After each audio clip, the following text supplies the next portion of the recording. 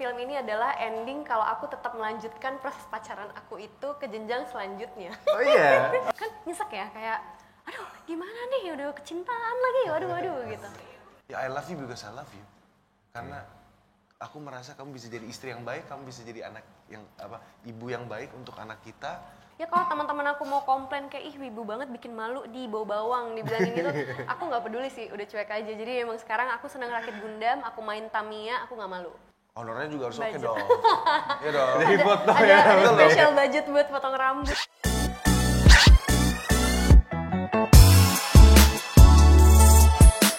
Halo K-Lovers, selamat datang di Kapan Lagi Show.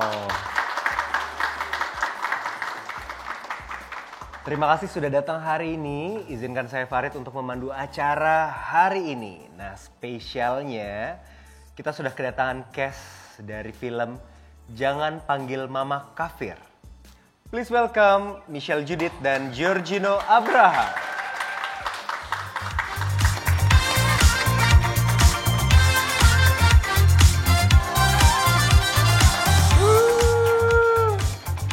Welcome. Silahkan, apa kabar? Gino, apa kabar? Silahkan duduk. Nah, kita udah ditemani sama teman-teman Movievers. Jadi ini adalah teman-teman dari pencetak filmnya kapanlagi.com. Hey. Halo. Nah, mau disapa-sapa dulu mungkin? Hai teman-teman Yeah. Movievers. Oke, nah nanti teman-teman juga akan ikut games, bisa nanya-nanya juga bareng. Nah mungkin apa nih yang baru nih Michelle, Gino, what's new in life? Apa ya, sekarang kita lagi siap-siap nunggu launching film terbaru kita, Jangan Panggil Mama Kafir. Happy banget, nggak sabar, excited juga. Kita udah sempat lihat previewnya, jadi nggak sabar buat teman-teman yang bakalan press screening duluan. Kita udah sempat ke beberapa kota sih sebenarnya. Oke. Dan nggak nyangka antusiasnya luar biasa dan mereka happy, nggak sekedar happy, nggak kayak review film sebenarnya. Sebelumnya film kali ini bener-bener nangis, bener-bener mereka tuh kalau kasih review tuh nggak bisa berkata-kata. Wow. Paling excited kemarin di kota apa? Aku kemarin happy banget baru pulang dari Solo. Jadi sempat juga kita ada acara literasi untuk teman-teman sineas muda yang masih SMA pengen bikin skenario yang akan difilmkan. Lalu kita sekalian juga kasih tahu mereka kalau film Jangan Panggil Mama Kafir dengan tim penyutradaranya yang sangat beda. Kita hadir nanti tanggal 16 Oktober. Lalu kita pindah ke Solo untuk promonya. Oke, seru banget ya. Kalau Gino apa yang baru nih? Itu sama, aku cuma pengen nunggu cepet-cepet tayang aja. Oke. Film ini karena aku excited banget sebenarnya ketika ngambil project ini dan sempat nonton hasilnya dan aku puas banget. Dan ini ya aku pengen cepet tayang biar teman-teman semua bisa ikut nikmatin. Karena ini cerita yang relate banget sih sebenarnya sama Kehidupan sekarang ya. Sekarang. I see. Udah pada nonton trailernya kan teman-teman Movievers ya? Udah ya, gimana, suka nggak trailernya? Oke.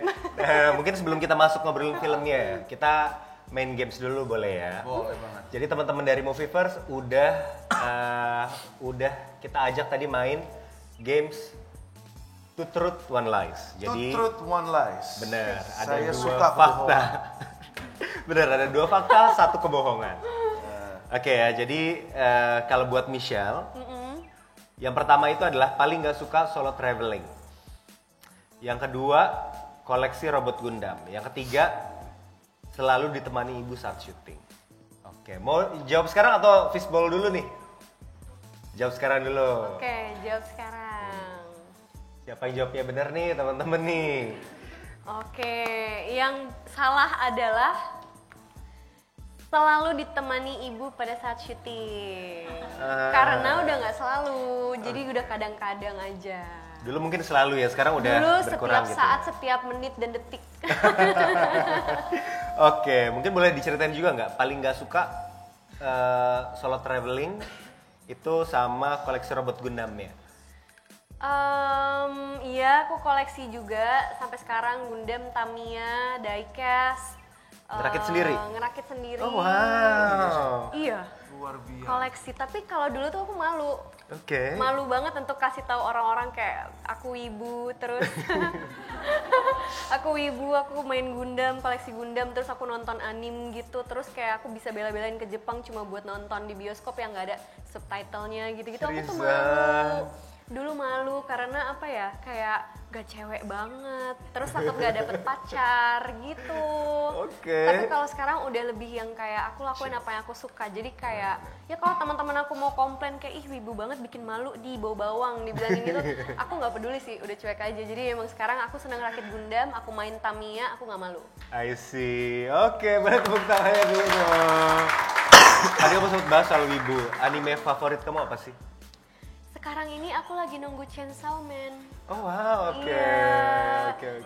Sebenarnya suka banget Evangelion sih, tapi kan belum ada yang baru lagi nih. Terakhir kan udah good ending, jadi aku udah happy aja sih. Sekarang lagi nunggu banget Chainsaw Man.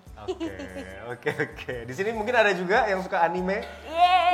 Yeay, banyak. Oke. Nah, jadi yang salah adalah selalu ditemani ibu saat syuting ya. Betul. Oke, nah sekarang buat Gino. Ya. Gino itu ada 3. 3. Yang pertama adalah prefer tolak tawaran perang yang mengharuskan potong rambut.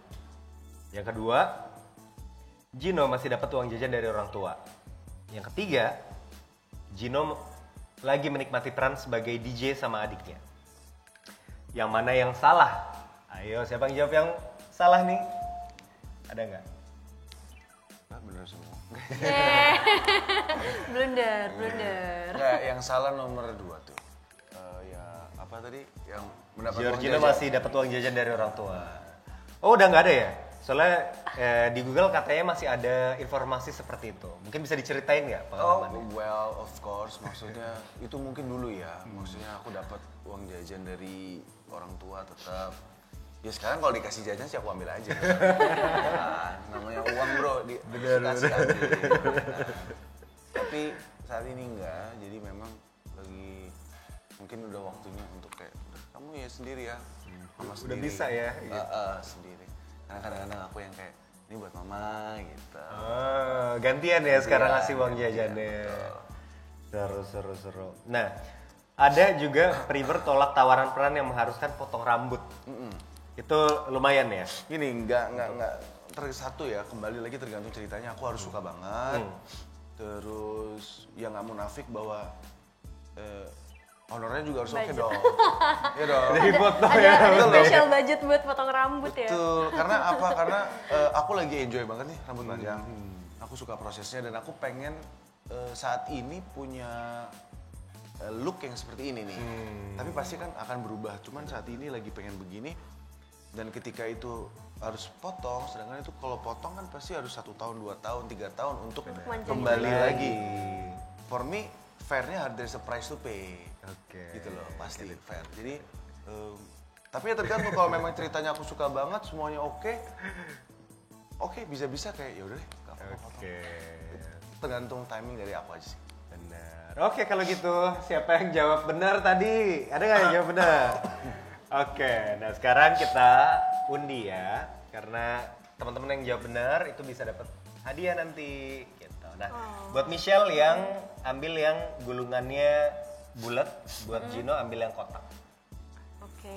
Oke, pilih satu. Pilih yang ini coba. Salah.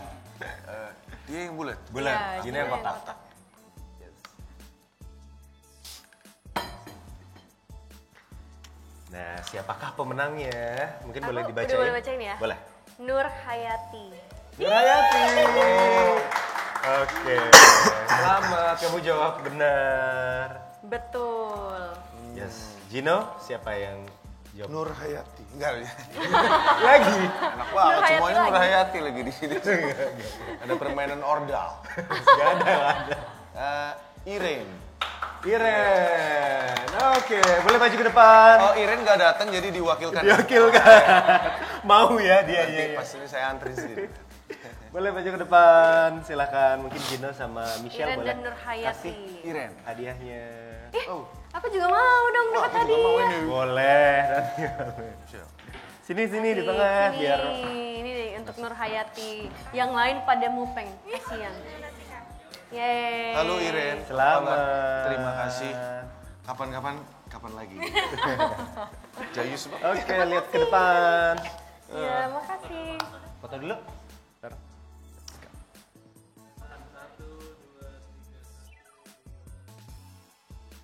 Oke, selamat sekali Terima lagi. Thank you so much. Thank you. Ih, pada pinter-pinter ya. Ini banyak loh yang bener jawabannya. Kita soalnya ngelarang teman-teman dari Movieverse untuk ngeliat Google. Oke, feeling aja gitu. Benar. Kalau gitu tadi baru aja kita cobain games Two Truth One Lies. Masih banyak segmen seru lainnya. Kalau gitu sampai ketemu di segmen selanjutnya.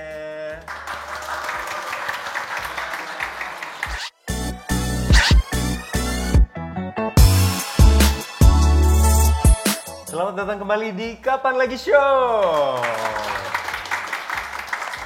Yes, kita masih sama Gino, masih sama Michelle juga. Nah, kalau tadi kita udah main game, sekarang kita mau bahas soal filmnya, boleh ya? Boleh. Nah, mungkin yang pertama itu adalah mau klarifikasi ya nih teman-teman, kalau misalnya film ini bukan film horor. Mungkin banyak nggak sih yang ngiranya mungkin dari judulnya itu film horor? Iya. Pasti sih, judulnya juga Jangan panggil Mama Kafir. Iya, unik karena panjang banget ya. Aku nggak kebayang nanti kalau kita print tiket di bioskop panjang banget judulnya kan. Bener. Jadi memang banyak yang tanya ini tuh genrenya apa ya pertama kali gitu. Karena kita juga udah sempat launching poster. Karena official posternya udah kelihatan kalau itu adalah mama dan anaknya. Jadi menjelaskan kalau ini bukan film horor. Nah, ini film drama keluarga. Drama keluarga, Mungkin ada fusion genre Iya, di film ini? fusion kayaknya enggak ya. Enggak ya? Fusion enggak sih, bahkan plot twist juga enggak ada. Emang bener-bener slice of life banget. Oke. Nah, ini kan judul filmnya lumayan apa ya bilangnya, provokatif mungkin ya. Agak Sensitif. sedikit sensitif, Iya, benar. betul. Sensitif. Nah, gimana reaksi dari Gino, dari Michelle pas pertama kali denger judulnya atau tahu sinopsisnya? Sama, aku berpikir seperti banyak orang. Mau Jangan Panggil Mama Kafir ini kayaknya syutingnya pasti di hutan-hutan. Syutingnya agak-agak horor gitu kan. Iya sih. Iya tuh, tapi ternyata pas aku baca, oh enggak, ternyata berbeda ya ceritanya soal kehidupan rumah tangga gini yang menurut aku ini this is drama dan aku suka banget dapet project-project yang memang drama based. So, yes, excited akhirnya. Oke. Kalau Michelle gimana? Pas pertama kali denger atau tahu sinopsisnya? Judulnya menarik, terus karena menurutku yang paling eye catching itu sebelum membaca sinopsisnya adalah judulnya dulu. Loh kok bisa judulnya seperti ini? Ada pertimbangan apa? Karena menurutku di zaman era sekarang ya, kita tuh mendapatkan informasi tinggal scrolling doang. 9 detik pertama kalau membosankan scrolling lagi. Tapi dengan punya film yang judulnya cukup sensitif, aku rasa akan membuat orang berhenti scrolling dan akan cari lebih tahu kayak apaan sih ini gitu. Mereka akan lebih penasaran, akan lebih ingin cari tahu, akan ingin lebih komen. Langsung pasti orang kayak komen, kenapa pilih judul kayak gini, kenapa ini, kenapa itu. Dan menurutku ini adalah suatu potensial yang luar biasa ya. Mungkin bisa disebut juga judul yang memiliki tantangan juga peluang. Jadi ada hal baiknya dan juga ada hal yang kita harus lebih perhatikan. Jadi ini menarik banget sih, apalagi untuk film akhir tahun. Benar. Boleh gitu. Oke, boleh tepuk tangannya dulu dong sama Movieverse. Nah, di sini kan temanya juga cukup sensitif ya, tentang ibu yang beda agama sama anaknya. Betul. Nah, apa yang bikin kalian tuh berani ambil peran di sini? Gitu. Pasti kan akan cukup challenging ya dari dramanya. Gitu. Kalau aku Karena aku nggak bilang film ini relate sama banyak masyarakat, tapi ini relate sama diri aku sendiri. Oh, Iya. oke. Aku beberapa kali pacaran beda agama, terus aku rasa film ini adalah ending kalau aku tetap melanjutkan proses pacaran aku itu ke jenjang selanjutnya. Oh iya. Mungkin ada yang punya pasangan berbeda agama di sini. Oke. Oke. Jadi aku rasa ini tuh tahapan-tahapan yang aku nggak lewati secara khusus di hidup aku, tapi aku bisa lewati lewat karya. Jadi kayak, ini untuk diri aku pribadi menarik sekali nih.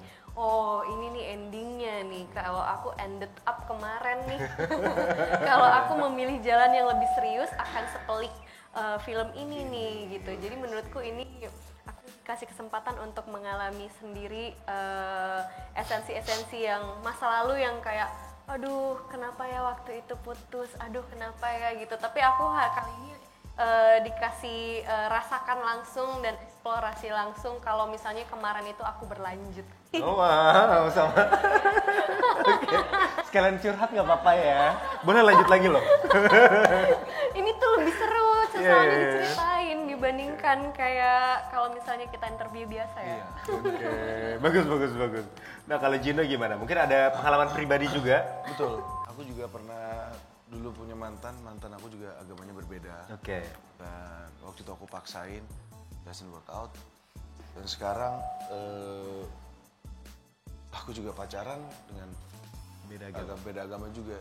Emang gak masuk kepala saya ini, maksa terus.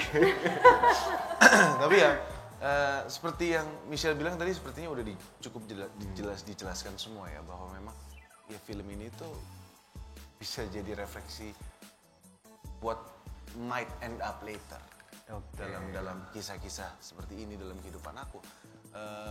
Tapi ya banyak message yang bisa dipetik juga gitu, yang positif gitu loh. Karena di sini peran toleransi besar banget menurut aku dalam film ini, which ini bisa membuka perspektif dan kacamata orang-orang tentang how they see hubungan yang beda agama itu seperti apa gitu. Itu ini membantu banget ini. Tayangan 2 jam ini tuh penting banget gitu untuk orang. Iya sih, enak sih kalau bisa seperti ini, meskipun dengan problema-problema yang ada, tapi dikasih perspektif toleransi, nanti akan bisa kelihatan semua. I see. Berarti sebenarnya ada 2 point of view ya. Jadi ya kita bisa belajar lah di sini, gitu ya, untuk memilih mana pilihan yang terbaik gitu ya, mana kepelikan yang mau kita ambil dalam Lanjut hidup. terus atau enggak? Resiko. At least kita tahu resiko-resikonya ya teman-teman ya di sini ya. Oke, nah kalau dari karakter kalian, apa yang paling disenangi dan seberapa dalam kalian bisa menggali emosi untuk karakter tersebut? Aku dulu ya, karena kayak aku lebih nggak kompleks. Ini biar kamu yang jelasin. Ini kompleks banget bisa punya ini. Kalau aku mungkin ini sih adegan-adegan aku, karena di sini karakter aku menjadi seorang laki-laki Muslim, which in real life Giorgino itu bukan laki-laki Muslim, aku Kristen. Dan untuk berperan menjadi laki-laki yang Muslim dan aku belum menguasai gimana cara sholat, gimana cara mengucapkan pelafalan gitu-gitu, itu kan harus ada nadanya gitu. Aku baru tahu ternyata ada nadanya, dan nadanya berbeda-beda untuk event-event berbeda gitu, maksudnya event ibadah berbeda. Wow, sekompleks itu gitu. Ya jadi itu yang sulit sih. Terus event cara berdoa sholat aja kan kaki kita harus ketekuk belakang gitu. Terus jempol kakinya harus nempel gitu. Itu sulit loh. Benar. Itu buat orang yang nggak biasa, it's struggle gitu. Jadi gimana ya? Dan aku harus menunjukkan ke penonton bahwa saya memang udah lama dari lahir udah Muslim ibaratnya. Tapi kalau ibadahnya aja masih kelihatan kaku kan nggak lucu. Nggak lucu. Tapi yang paling challenging tuh buat belajar tuh bagian mananya? Mungkin bagian sholat sih. Bagian sholat. Iya, itu sebenarnya simple, tapi aku cukup peka untuk bisa membedakan iya dia natural cara duduknya, cara ibadah sholat itu. Dan saya memang kaku gitu. Itu tuh emang harus latihan repetitif gitu. Betul. Jadi terlihat oh kalau duduk habis santai gitu. Oke. Gitu. Kalau aku masih yang kayak nggak enak. Mungkin agak terlalu ke kiri Nah, gitu ya. Nah itu tuh cukup salah satu yang sulit. Sulit ya. Apalagi anak ustazah ya. Anak ustazah lagi. Bisanya jadi anak ustaz. Iya. Baik. Ya kan? Wow, oke. Challenging buat aku. Sangat challenging benar. Benar ada lagi challenging selain ini? Mungkin kalau di acting ya pendalaman peran. Ada yang susah nggak? Dibilang susah enggak juga ya. Nah, tapi lebih ke apa ya? Sebenarnya cukup simpel kalau ngomongin peradeganan. Aku nggak merasa porsi aku challenging banget. Malah yang lebih challenging pasti di case-nya Michelle. Itu ya. Menurut aku enggak sih? Masih aman ya? Masih aman. Oke. Nah kalau buat Michelle, tadi katanya kamu akan jauh lebih challenging. Mungkin bisa diceritain nggak ke teman-teman? Challenging. Setiap judul pasti ada sisi tantangan yang baru lagi, yang beda lagi dari yang sebelum-sebelumnya, yang ilmunya belum ada, tapi baru akan dipelajari pada saat proses syutingnya. Aku yakin banget. Tapi kalau di judul ini mungkin yang cukup pelik dan menurutku emotional draining itu adalah punya anak ya.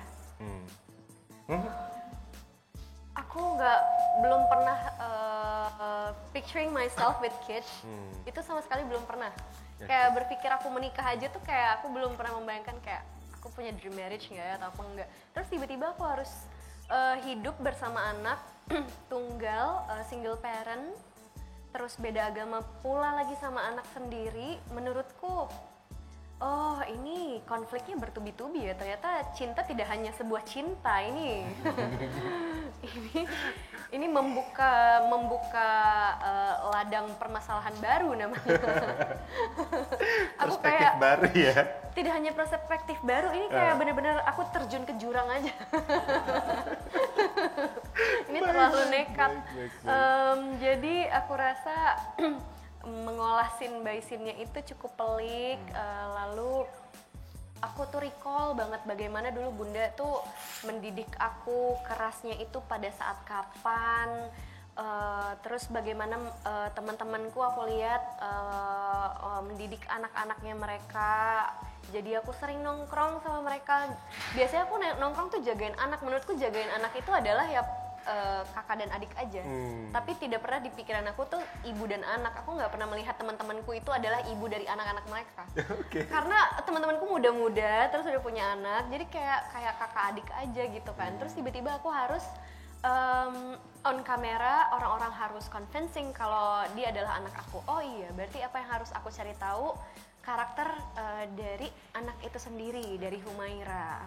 Aku ulik Humaira itu seperti apa. Aku harus tahu dia itu sebelum tidur ngapain, dia itu bangun tidur ngapain dulu, dia pilih sikat gigi dulu atau makan dulu, terus dia kalau bad mood harus diapain, terus apa hal yang dia suka dan yang paling dia nggak suka.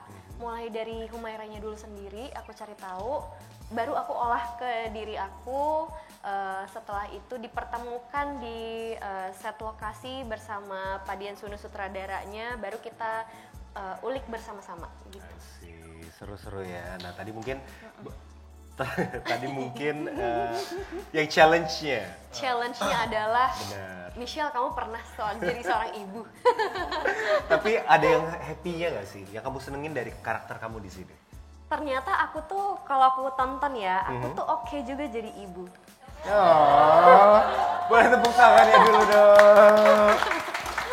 Coba boleh diceritain nggak? Ya, aku pikir aku tuh nggak selesai sama diri aku dan hobiku gitu loh. Kayak aku selalu punya sesuatu yang aku pengen capai, pengen beli, pengen punya, pengen mau. Rasanya main Gundam aja tuh terburu-buru kayak, kalau belum selesai ya, udah deadline, oh bosen, buka box baru. Terus aku melukis aja tuh kayak nggak selesai-selesai. Jadi hobi aku tuh terlalu banyak. Kayak yang mau aku lakuin tuh di rumah aja terlalu banyak. Aku main PS aja, gamenya masih banyak yang numpuk. Terus aku tiba-tiba aku harus bangun pagi suatu hari, yang aku pikirkan adalah anak aku sarapan apa. Hah? Aku kayak gimana ya gitu.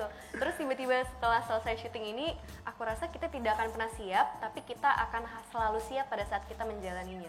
Oh. Nice one. Oke. Nah, buat Michelle nih, ketika karakter kamu dipanggil kafir, apa sih yang kamu rasakan? Sakit hati lah. Kayaknya nada-nadanya tuh suka menyindir ya. Soalnya kalau dibilang kayak, ih mama kafir gitu kayak nggak apa-apa. Tapi kalau dibilang kayak, jangan panggil mama aku kafir. Sedih ya. Aku kayak, apalagi anak aku yang kayak kesannya lagi membela ibunya, yang mungkin ibunya nggak merasa itu adalah sesuatu hal yang sangat sensitif atau menyakitkan, tapi di saat ada orang lain yang kita tidak minta tapi membela kita, itu rasanya tuh udah hancur berkeping-keping. I see. Nah, terus mungkin kalau misalnya kamu sama Humaira tuh gimana sih? Kalau di tempat syuting, dengar-dengar katanya banyak yang muji Humaira.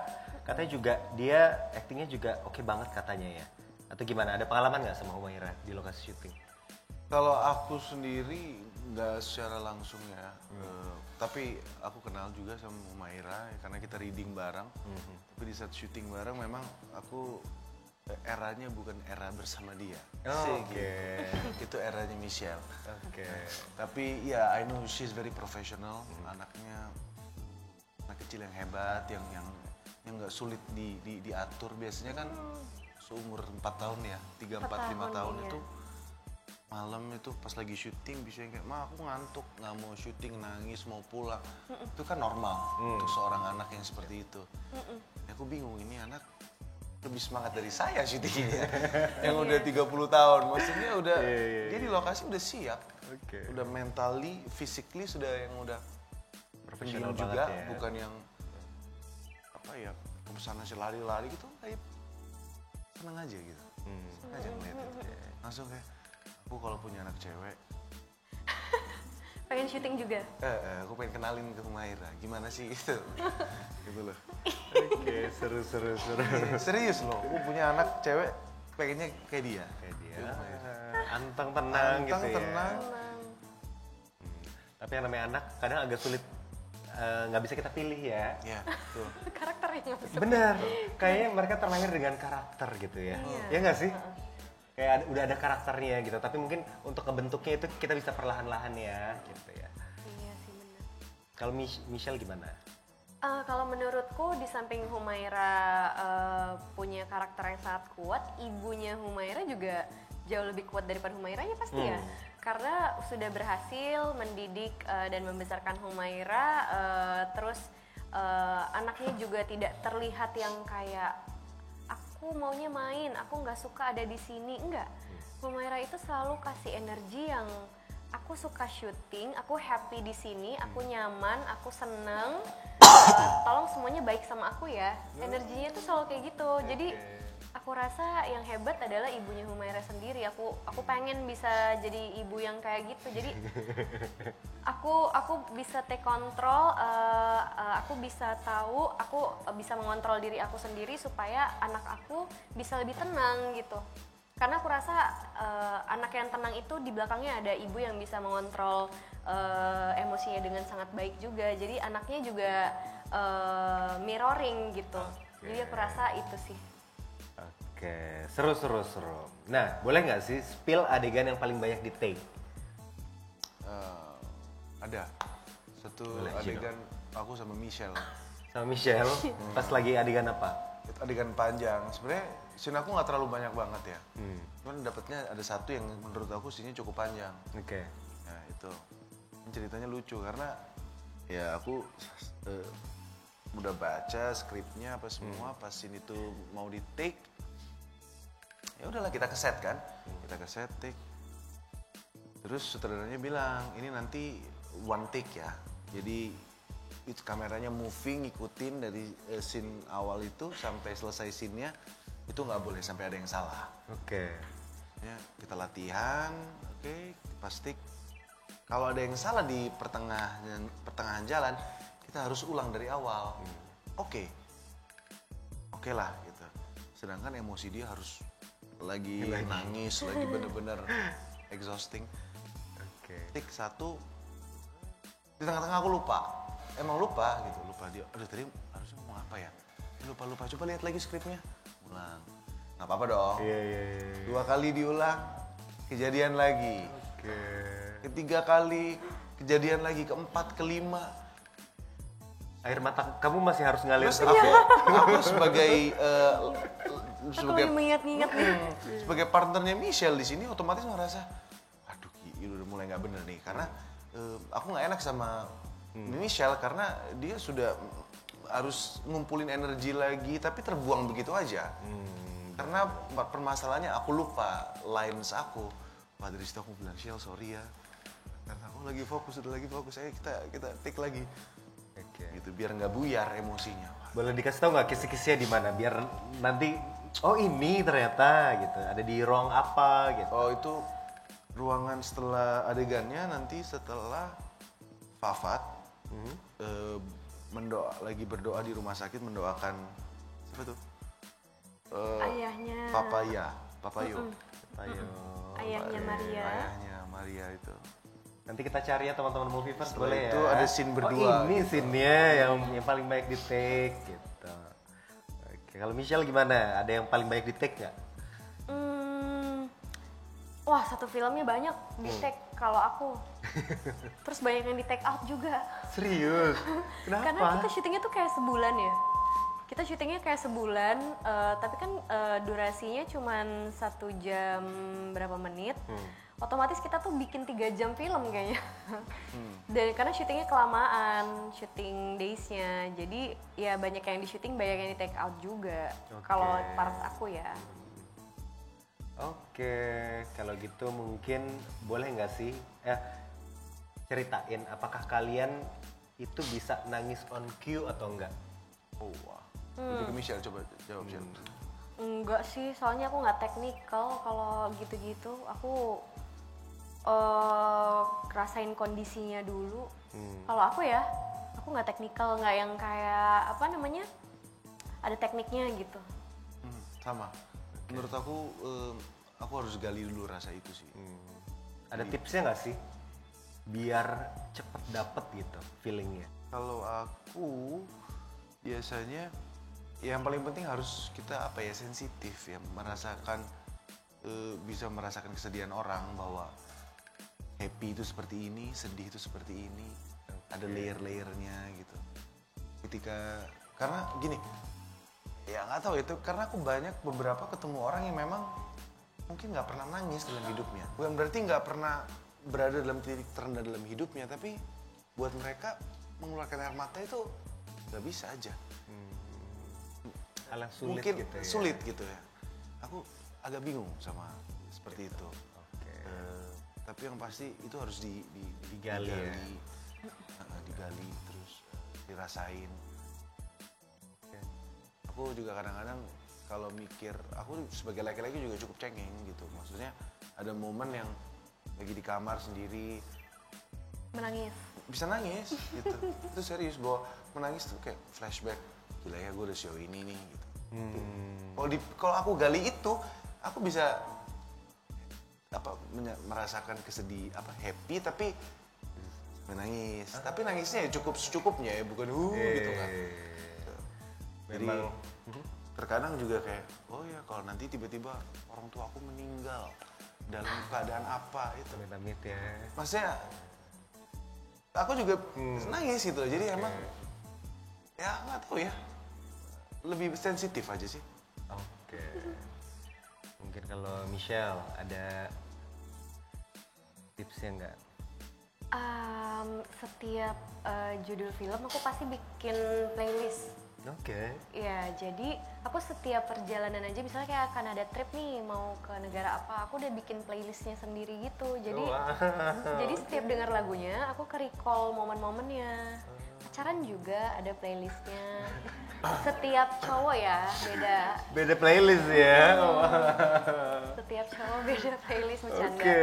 Jadi apalagi film, jadi aku ciptain momennya tuh supaya aku mudah men-trigger sesuatu. Jadi ini ada 8 lagu mungkin. Jadi ada mood happy, mood apa aku rangkai di satu playlist itu. Jadi kalau misalnya aku mau trigger mood yang sedih atau apa, aku gampang. Aku tinggal dengerin lagunya supaya bisa olah itu dengan lebih mudah. Gitu sih. Jadi aku rasa setiap pemain tuh ada kebiasaan dan triggernya masing-masing.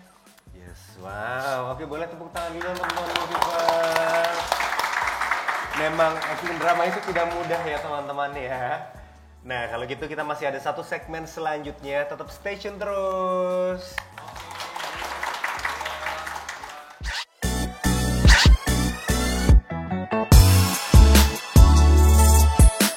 Oke, selamat datang kembali di Kapan Lagi Show. Nah, sekarang kita ada di sesi Q&A bareng sama Moviverse. Jadi nanti teman-teman akan dari semua diskusi kita yang tadi ya, nanti Farid akan nanyain 3 pertanyaan. Bakal ada merch spesial dari film Jangan Panggil Mama Kafir, so siap-siap nanti ya. Jadi nanti Michelle sama Gino boleh bantuin pilih. Boleh. Ya. Oke, nah tapi sambil menunggu itu aku akan bacain dulu pertanyaan dari ya udah masuk ke Instagramnya kapanlagi.com. Nah, pertanyaan pertama itu adalah dari Nda Alis 5496. Momen atau adegan apa yang paling bikin nyesek buat Kak Michi sebagai Maria? Oh, yang paling nyesek adalah ternyata orang yang aku cintai agamanya beda dari aku harus ngapain gitu. Jadi, ya oke. Lanjut terus Kegalauan atau, ya. Iya, betul. Itu nyesek sih, kan nyesek ya, kayak aduh gimana nih, udah kecintaan lagi, waduh gitu. Oke. Buat aku ketika Nyesek. Paling nyesek. Nyesek. Nyesek itu berarti kan apa ya, kayak lebih ke Gitu. ya gitu ya. Langsung dirasain nih. Mungkin lebih ke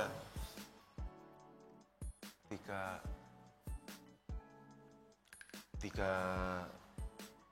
anak si siapa Humaira nanya sama Ibunya. Michelle. Ibunya bahwa Ma kenapa kita berbeda ya?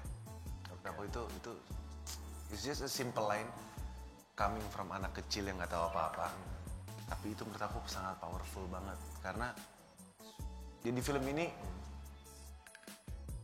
all yang Laila, all yang dia punya hanya ibunya. Itu home-nya. Dia merasa kita aja berjarak, berbeda. Itu buat aku tuh kata-kata itu, pemilihan kata-kata dari skrip itu tuh kena banget, nyesek banget. Iya. Oke, nanti kita lihat ya di scene yang mana ya. Nah, pertanyaan kedua dari Del 1FSTA. Apa yang dapat dipelajari dari karakter Maria tentang toleransi dan cinta?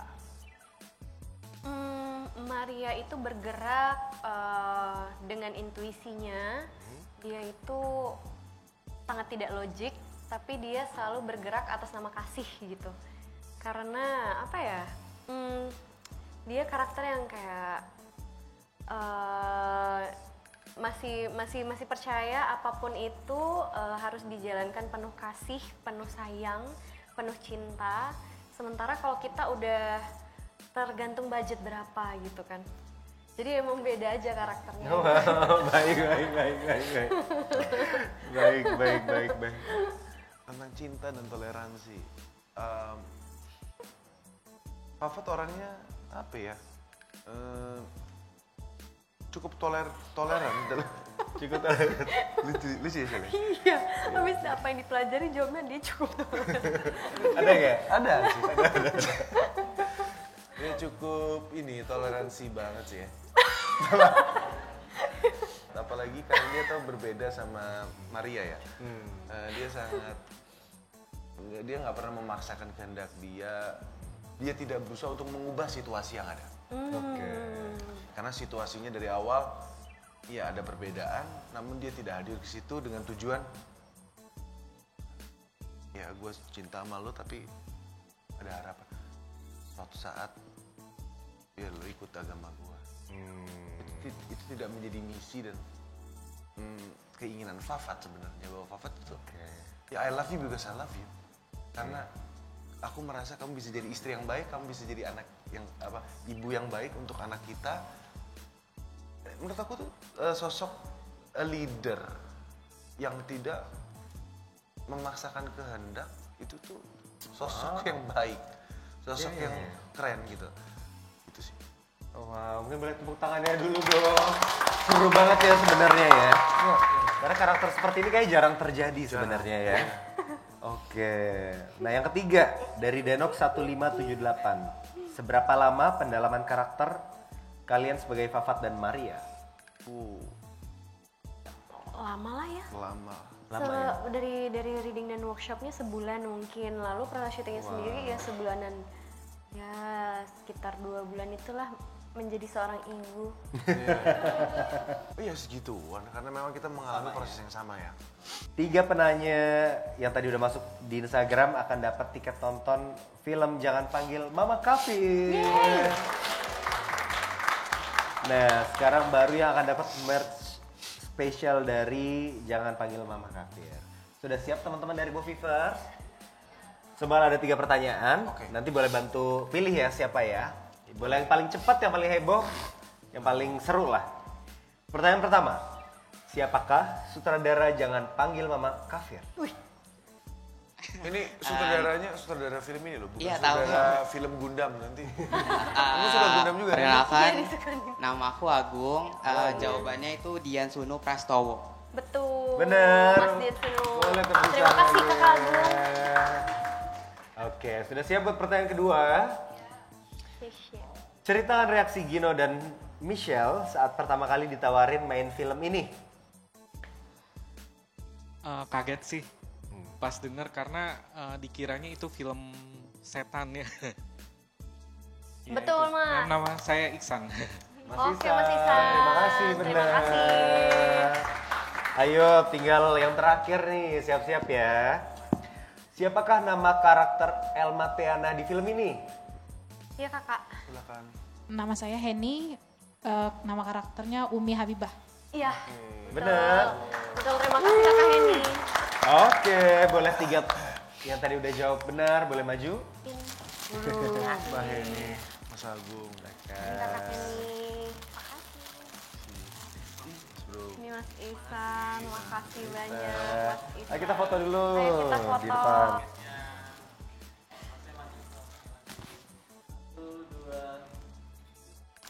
Thank you, terima kasih. Terima kasih Mas Isan. Terima kasih. Oke, kalau gitu itu adalah segmen dari Q&A kita. Nah, sekarang Farid juga mau ngingetin nih buat teman-teman K-lovers di rumah yang mau seru-seruan nih bareng sama Michelle, bareng sama Gino, boleh scan barcode yang ada di bawah ini. Yuk kita bisa join komunitas pencinta film yang kapanlagi.com Movieverse. Mantap. Oke, kalau gitu nggak kerasa nih, Gino, Michelle, thank you so much sudah datang, Thank sudah you. ngobrol-ngobrol sama teman-teman dari Movieverse. Thank you teman-teman. Nah, ada sedikit twist aja. Semua yang datang ke Kapan Lagi itu endingnya kalian harus saling puji. Kalian udah kerja bareng, kalian udah ya udah bersama lah. Pembuatan film itu kan cukup panjang ya. Betul. Mungkin apa yang sudah dilalui bersama gitu, boleh saling terima kasih. Oh ini, Betul. aku sama Michelle. Yes. Oke, aku duluan ya. Boleh. Aku mau mengucapkan terima kasih Michelle. Iya, Gino. Michelle ini, kamu bener-bener aku salut banget sama persiapan kamu dari sebelum syuting mulai sampai kamu syuting, seberapa effort dan dedikasi yang kamu kasih itu membantu aku juga untuk bisa memberikan lebih baik untuk proyek ini. Karena ya di sini aku bisa ngeliat seberapa deserve you to be at the top. Aduh, baik banget. So sweet. Kalau aku thank you Gino udah ambil peran Salah-salah ini. terus kemarin tuh thank you. Iya. Salah-salah terus udah, pokoknya adegannya aku pukulin aja dia karena dia salah-salah terus. Thank you udah menjadi salah satu laki-laki soft spoken di Indonesia ini. Ya kan yang kayaknya sudah hampir punah cowok-cowok soft spoken. Terus thank you for being kind, for being papanya Humaira juga. Semoga di project selanjutnya kita berjodoh lagi. Lalu di film Jangan Panggil Mama Kafir ini filmnya juga berjodoh sama banyak penonton. Thank you, Chef. Boleh tepuk tangan sekali lagi buat Michelle, Gino, dan teman-teman Movieper. Oke, jangan lupa, Jangan Panggil Mama Kafir akan tayang kapan sih? Tanggal 16 Oktober di seluruh bioskop di Indonesia serentak. Oke, kalau gitu saya Farid undur diri, segenap kru kapanlagi.com mengucapkan terima kasih yang sebesar-besarnya untuk teman-teman semua. Sampai ketemu lagi di Kapan Lagi Show berikutnya. Bye!